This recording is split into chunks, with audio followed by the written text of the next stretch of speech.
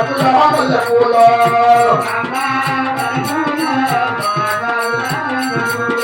నీ మీద మల్లెపూలు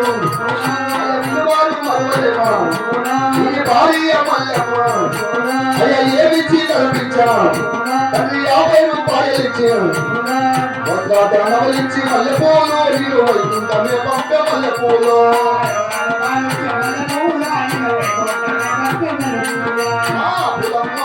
మల్లెపూలు జాతుల మల్లెపూల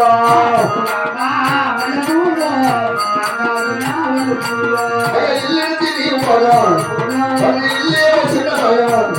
తల్లి పల్లె తిరిగి పోగా అయ్యా పల్లె వచ్చిన పోయా మల్లెపూలు తండ్రి ఊరేమో చిన్న పోయ మల్లెపూల